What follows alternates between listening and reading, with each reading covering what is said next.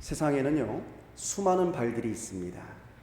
큰 발도 있고 또 작은 발도 있고요. 또 깨끗한 발도 있고 좀 냄새나는 발도 있습니다. 그렇다면 세상에서 가장 아름다운 발을 가진 사람은 누구일까요? 여러분은 여러분의 자신의 발에 대해서 좀 자신이 있으신가요? 사람에 따라서요, 이 발의 모양에는 많은 차이가 있습니다. 발가락이 긴 사람도 있고요, 발가락이 좀 짧은 사람도 있습니다. 여러분은 어떤 발이 가장 아름다운 발이라고 생각을 하십니까? 발의 아름다움의 기준은 뭘까요? 또 발에는요, 이런 차이가 있습니다. 반드시 가야 할 곳을 향해서 달려가는 발이 있고요, 절대로 가지 말아야 할 곳을 악착같이 찾아가는 발도 있습니다.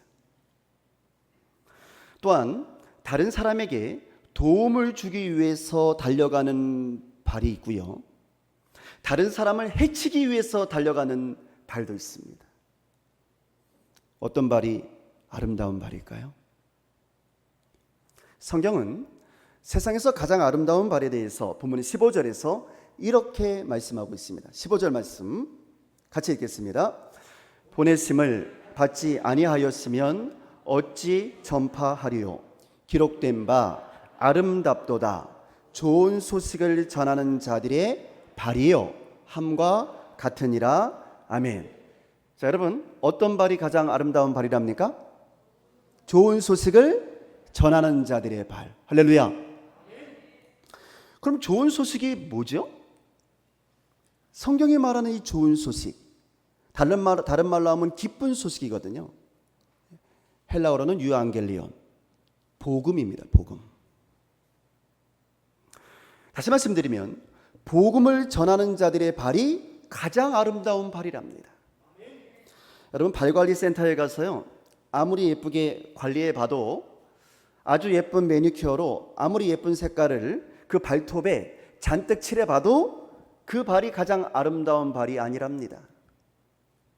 성경이 인정하는, 하나님께서 인정하시는 가장 아름다운 발은 바로 복음을 전하는 사람들의 피곤하고 지쳐서 발꼬락내가 나는 별로 잘생기지 못한 발이랍니다.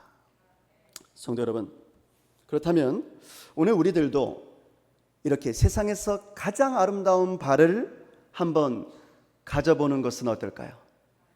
아멘이신가요? 한번 아름다운 발을 가져보는 것은 어떠실까요? 나이가 먹어도 상관없어요. 나이가 어려도 상관없어요. 방법은 오직 하나입니다. 복음을 전하면 되는 줄로 믿습니다. 왜 우리가 복음을 전해야 할까? 예수님이 복음을 전하라고 하셨으니까 물론 그것도 정답입니다. 그러나 그것은 매우 보편적이고 객관적인 정답입니다. 자, 이제 한번 우리 주관적으로 생각해 봤으면 좋겠어요. 여러분, 우리가 어떻게 예수를 믿게 됐습니까? 우리 또한 누군가에 의해서 복음을 소개받지 않았습니까? 누군가가 우리에게 복음을 전해주지 않았다면 우리가 어떻게 들을 수 있었을까요? 또 우리가 듣지 않았다면 어떻게 믿을 수가 있었을까요? 그러면 그 복음을 누가 전해줬습니까? 하나님이 직통으로 전해주셨나요? 아니거든요. 누가 복음을 전해줬습니까? 사람이 전해줬죠. 네, 여러분, 사람이 우리에게 복음을 전해준 겁니다. 그 누군가가. 그러므로 하나님께서 이 복음의 기쁜 소식을 전하게 하시는 방법은 바로 사람을 통해서인 줄로 믿습니다. 그래서 성경은 본문 14절에서 이렇게 말했던 겁니다. 14절 말씀 함께 같이 읽겠습니다. 그런즉 그들이 믿지 아니하는 일을 어찌 부르리요? 듣지도 못한 일을 어찌 믿으리요? 전파하는 자가 없이 어찌 들으리요? 성도 여러분, 우리도 누군가가 우리에게 복음을 전해줘서 예수님을 믿게 되었습니다. 사실 저는요, 나면서부터 예수를 믿게 된 모태신앙이에요. 그러니까 저를 전도하신 분은 저의 부모님이십니다. 만약 저의 부모님이 예수를 믿지 않았다면, 아니 저에게 예수를 믿으라고 가르쳐주지 않으셨다면 저는 예수를 믿지 않았을지도 몰라요. 그래서 저는 저희 부모님께 감사를 드립니다. 부모님께서 저에게 주신 가장 큰 유산은 바로 예수님이십니다. 저희 부모님은 저에게 많은 재산을 남기지 못하셨지만 저에게 예수님을 남겨주셨거든요. 그게 저에게 가장 큰 유산이에요. 저는 예수님으로 말미암아 지금까지 잘 살아왔고요. 뭐 고생을 안 했다는 뜻이 아니에요. 고생을 했지만 잘 살아왔고요. 또 구원받은 자로서 구원의 길을 걸어가고 있습니다. 아주 행복하게 말이죠. 아마 여러분들도 마찬가지일 것입니다. 저처럼 모태신앙인 분들도 계시겠지만 뭐 유년 시절에 혹은 청년 시절에 아니면 적지 않은 나이를 먹어서 예수를 믿게 되신 분들도 계실 겁니다. 그런데 누가 여러분에게 복음을 전해줬습니까? 누가 여러분에게 예수 그리스도를 전해줬습니까? 그것을 한번 생각해 보세요. 나에게 복음을 전해준 사람, 그분이었지. 아마 지금 생각나는 분들이 계실 거예요. 1787년의 어느 날 영국의 한 젊은이가 예수를 믿고 이제 구원을 얻게 된 거예요. 이 구원의 감격 때문에 성경을 사랑하게 된 이 젊은이는 날마다 성경을 읽고 또 읽었습니다. 그런데 어느 날 성경을 읽는 중에 이 청년이 모든 성도들은 복음을 전해야만 한다는 그런 선교적인 책임이 있다는 사실을 깨닫게 된 겁니다. 그래서 그때부터 이 청년이 하나님 앞에 이렇게 기도하기 시작했습니다. 하나님, 아직 한 번도 복음을 들어보지 못한 이 세상의 사람들에게 저를 보내주시고 저로 하여금 그들에게 복음을 전하게 해주세요. 이렇게 기도하면서 그는 실제로 세계 지도를 펼쳐서요, 복음을 한 번도 접하지 못한 지역이 어딜까 찾아서 이제 표시를 하기 시작한 거예요. 그러면서 하나님이 나를 어느 지역으로 보내실 것인지를 생각하면서 하나님께 기도하기를 시작했습니다. 그러다가 어느 날 이제 목사님들의 모임에 찾아간 거예요. 목사님들의 모임에 찾아가서 이제 이렇게 말을 했습니다. 목사님들, 제가 성경을 읽다가 아직 복음을 모르는 사람들에게 주의 말씀을 전해야 한다는 사실을 깨달았어요. 저는 주님을 모르는 이방 지역에 가서 복음을 전하고 싶습니다. 그러자 그 자리에 참석하고 있었던 영국의 유명한 신학자였던 리랜드 박사라는 분이 이렇게 말을 했답니다. 젊은이, 그렇게 흥분하지 말고 자리에 좀 앉게나. 하나님이 이방인들을 구원하기를 원하신다면 자네가 없이도 얼마든지 하실 수가 있네. 자네 심정은 이해하지만 그런 광신자 같은 소리는 그만하게. 이렇게 말을 한 거예요. 그러자 이 젊은이가요, 그 말을 듣고는 그냥 그 자리에 앉을 수밖에 없었습니다. 그러나 자리에 앉으면서 이 젊은이가 그 박사님에게 이렇게 말했답니다. 박사님 말씀이 맞습니다. 하나님은 박사님이나 제가 없어도 복음을 이방인들에게 전하실 수가 있습니다.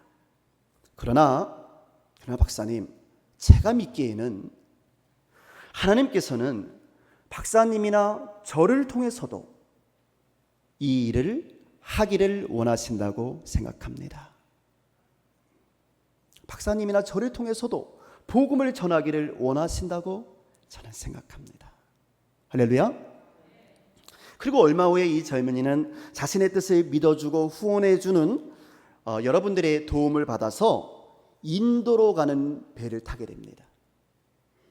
바로 이 젊은이가요, 인도 선교의 아버지라고 불리우는 윌리엄 캐리라고 하는 유명한 선교사입니다. 성도 여러분, 우리는 누군가에게 복음을 듣고 예수님을 주님으로 영접하게 되었습니다.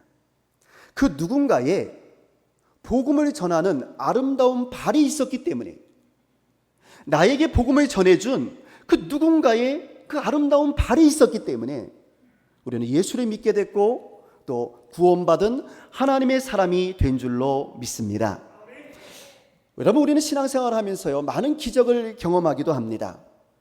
성령의 특별한 은사를 통해서 못 고칠 줄 알았던 병도 낫게 되고요, 신비한 영적 체험을 하게도 됩니다. 여러분, 그런 체험을 하셨을 거예요. 예, 저도 많이 했습니다. 수도 없이 많은 체험을 했습니다. 그런데요, 여러분, 그 모든 기적들보다도 더 신비하고 위대한 기적이 있어요. 사람들은 눈에 보이는 그런 병이 낫는 일들, 어떤 영적인 신비한 체험들, 이런 것들만을 기적으로 알지만 사실은 그런 것들보다 훨씬 더 신비하고 위대한 기적이 있다니까요. 그것은 바로 여러분과 저와 같은 죄인들이 예수님을 알게 되었고 또 예수를 구주로 믿어서 죄의 사함을 받고 구원받은 하나님의 자녀가 되었다는 사실입니다. 여러분, 우리가 세상의 사람에서 하나님의 자녀가 되었다는 사실, 이것이야말로 최고의 기적인 줄로 믿습니다. 여러분, 이 놀라운 기적의 출발이 어디서부터 시작되는지 아십니까? 바로 복음을 전하는 사람들의 그 아름다운 발에서부터 시작된 거예요. 아무도 알아주지 않아도 복음을 들고 예수 믿으라고 전해주었던 그 사람들의 아름다운 발에서부터 시작된 거예요. 하나님은 바로 여러분과 저의 발을 통해서도 이 놀라운 구원의 기적을 이루시기를 원하시는 줄로 믿습니다. 그렇다면 우리가 어찌 침묵하고 앉아만 있을 수가 있겠습니까? 우리가 누군가의 아름다운 발을 통해서 구원을 얻게 되었다면 이제 우리도 아직 구원받지 못한 사람들을 위해서 우리의 발을 사용해야만 하지 않겠습니까? 저는 먼저요, 우리하고 가장 가까이 있는 사람부터 우리가 돌아봤으면 좋겠습니다. 매일매일 만나는 우리의 가족들과 우리의 친지들부터, 그리고 우리의 직장 동료들과 우리의 사회 친구들을 향해서 우리의 발이 나아가야 합니다. 그 사람들을 만나게 하신 것은 하나님께서 나로 하여금 그분들에게 복음을 전하라는 거예요. 언제까지 뒤로 미룰 수는 없습니다. 그들을 향해서 나아가야만 합니다. 자, 그런데요, 안타깝게도 이 일이 결코 쉬운 일이 아니에요. 복음을 전한다는 것이 결코 쉬운 일이 아닙니다. 우리가 복음을 어렵게 복음을 전한다 할지라도 그 복음에 순종하지 않는 사람들이 많이 있거든요. 그럴 때 우리는요, 나의 능력 없음을 탓할 때가 많이 있어요. 아, 나는 안 되는 것 같다고 말이죠. 목사님, 저는 전도의 능력이 없어요. 저는 전도의 의사가 없어요. 라고 말이죠. 목사님, 저도 전도가 하고 싶죠. 근데 저는 은사가 없거든요. 이렇게 말이죠. 아무리 복음을 전해도 나오질 않아요. 라고 말이죠. 그래서 나는 지금까지 한 사람도 전도를 못했다고 실망할지도 모릅니다. 그러나 여러분, 이런 일에 대해서요, 아무런 염려도 하지 마시기 바랍니다. 위대한 복음 전도자인 사도 바울도요, 우리와 똑같은 일을 겪었답니다. 사도 바울같이 위대한 복음 전도자가 복음을 전해도 모두가 다 그 복음에 순종했던 것이 아니었거든요. 복음을 거부하는 사람이 더 많았어요. 자, 보면 16절 말씀입니다. 16절 우리 함께 같이 읽겠습니다. 그러나 그들이 다 복음을 순종하지 아니하였도다.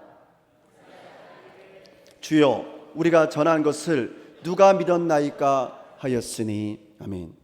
그러니까 사도 바울이요, 그렇게 열심히 그리고 그렇게 능력 있게 복음을 선포했음에도 불구하고 복음에 순종하지 않는 사람들이 많았다는 거예요. 특히나 유대인들이 더 그랬습니다. 그들은 하나님을 믿어왔고요, 그 하나님이 예언자들이 예언한 말씀도 믿었지만 예수를 그리스도로 인정하려고 하지를 않았어요.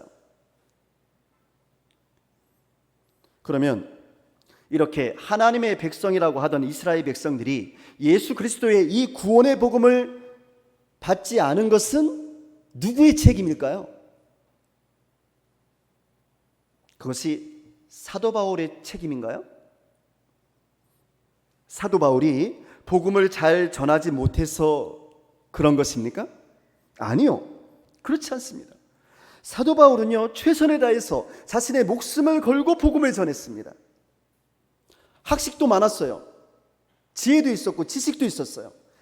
그는 자신이 가지고 있는 모든 능력을 총동원해서 발이 부르트도록 복음을 전했고요, 복음을 전하다가 채찍을 맞았고 수많은 고난도 당했고요, 죽음의 위기도 겪었습니다.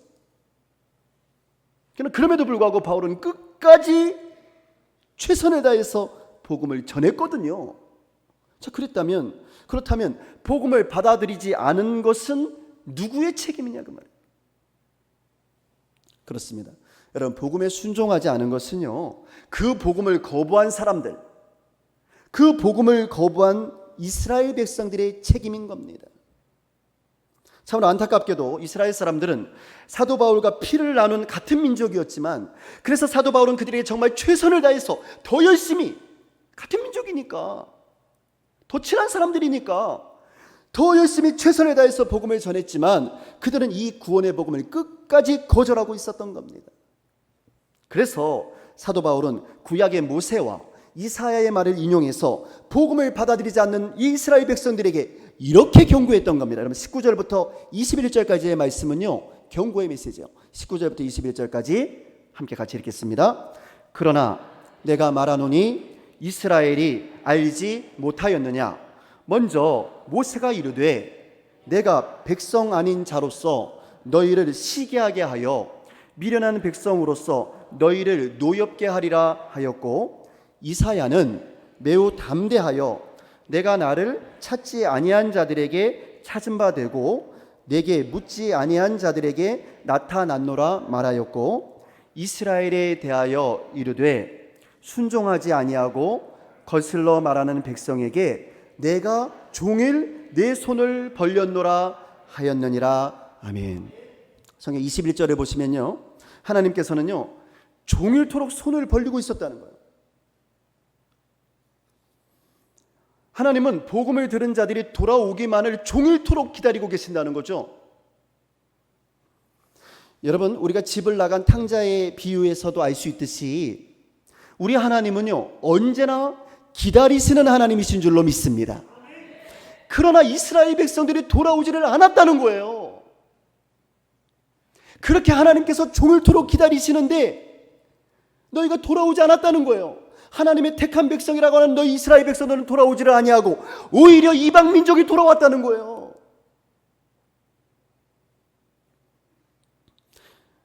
그래서 하나님의 그 구원의 은혜가 이스라엘에게서 이제 다른 민족들에게 온 세계 열방으로 넘어가게 되었다는 겁니다. 물론 이스라엘 가운데서도 복음을 받아들인 사람들에게는 하나님의 구원이 임하게 되었지만 복음을 거부한 대부분의 이스라엘 사람들에게는 구원이 임하지 못하게 되었다는 거예요. 그 사도 바울은 지금 가슴이 아프다는 거예요.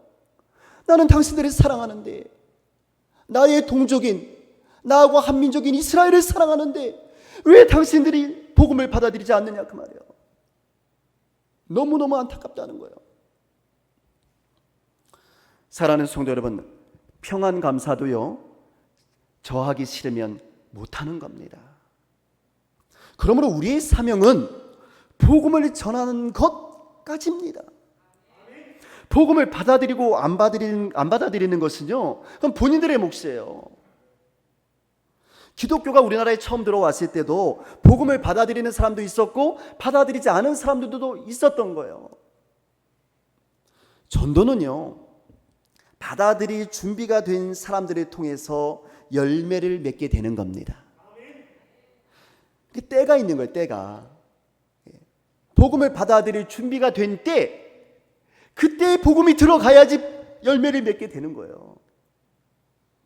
그러므로 여러분, 복음을 전하다가 사람들이 복음을 받아들이지 않는다고 해서 힘들어하지도 말고 낙심하지도 마시기 바랍니다. 우리는 복음의 씨앗을 그저 열심히 뿌리기만 하면 되는 거예요. 우리가 할 수 있는 대로 최선의 노력을 기울여서 때를 얻든지 못 얻든지, 이게 중요합니다. 때를 얻든지 못 얻든지 복음의 씨앗을 뿌리면 되는 겁니다. 근데 우리가 그 때를 모르거든요. 그때가 언제인지. 그렇기 때문에 때를 얻든지 못 얻든지 아무 때나 복음의 씨앗을 뿌려야 되는 거예요. 복음의 씨앗이 좋은 때에, 그래서 좋은 땅에 떨어지게 되면 열매를 맺게 될 것이요, 때를 만나지 못해서 나쁜 땅에 떨어지게 되면 아직 열매를 맺지 못하는 것뿐입니다. 문제는 어느 땅에 떨어질 것이냐, 또 어느 때에 떨어지느냐 하는 것이죠. 근데 우리가 그거를 알지 못하거든요. 그렇기 때문에 우리의 사명은 복음을 때를 얻든지 못 얻든지, 그리고 누구에게나, 좋은 땅인지 나쁜 땅인지 모르니까 그냥 누구에게나 복음을 전하기만 하면 되는 줄로 믿습니다. 고린도서 3장 6절을 보면요, 사도 바울은 우리 그리스도인들의 복음 전파의 사명에 대해서 아주 명확하게 이렇게 말해줍니다. 고린도전서 3장 6절 말씀 제가 읽어드립니다. 나는 심었고 아볼로는 물을 주었으되 오직 하나님께서 자라나게 하셨나니. 그러므로 우리가 할 일은요, 여러분, 복음의 나무를 심는 것입니다. 그리고 복음의 물을 주기만 하면 되는 거예요. 자라게 하시는 이는 누구? 하나님. 하나님께서 자라게 하시는 거예요. 우리에게 능력이 있는 게 아니고요, 능력은 하나님께 있는 거예요. 자라게 하시는 분은 하나님이시요, 열매를 맺게 하시는 분도 하나님이신 줄로 믿습니다. 그러므로 성도 여러분, 하나님께서는 이렇게 복음을 전하는 우리 성도들의 이 발을 보신다는 거예요. 발을. 우리들의 발을 보신다니까요. 우리의 발이 하나님이 기뻐하시는 아름다운 발인지 그렇지 않은지 우리들의 발을 보신답니다.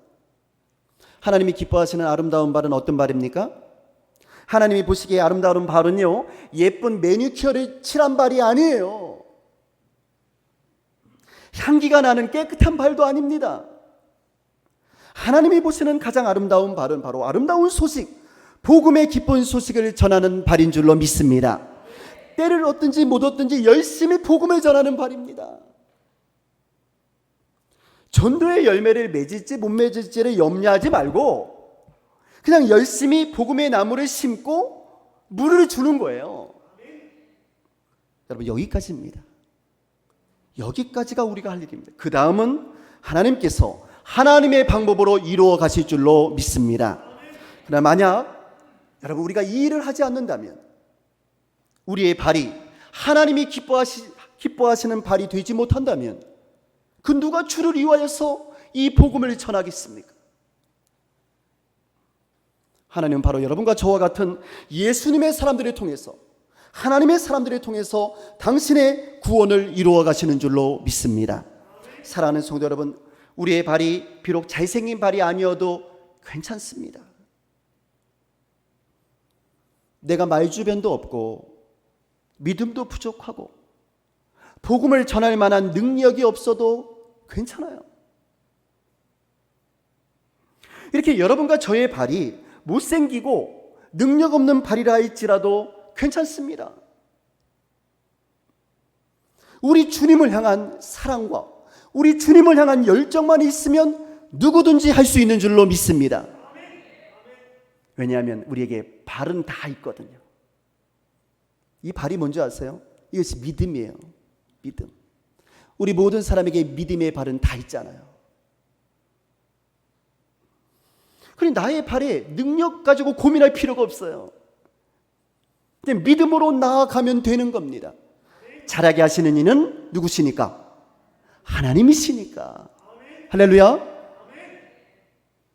그러므로 우리는 때를 얻든지 못 얻든지 하나님께서 우리 저마다에게 주신 나의 발의 분량대로, 하나님께서 내게 주신 능력대로만 최선을 다해서 복음을 전하기만 하면 되는 줄로 믿습니다. 우리는 지금 코로나19로 인해서 매우 어려운 시기를 보내고 있지만, 그러나 여러분, 지금도 우리의 발을 기다리는 영혼들이 많이 있습니다. 우리가 가지 않으면, 우리가 복음을 전하지 않으면 누가 그들에게 복음을 전하겠습니까? 하나님께서는 우리들의 발을 보십니다. 저는 우리 주님 만날 그때에 우리 주님 앞에서 여러분과 제가 보여드릴 발이 세상에서 가장 아름다운 발이었으면 좋겠습니다. 성경 오늘 우리에게 이렇게 말합니다. 보내심을 받지 아니하였으면 어찌 전파하리요? 기록된 바 아름답도다. 좋은 소식을 전하는 자들의 발이여 함과 같으니라. 기도하겠습니다.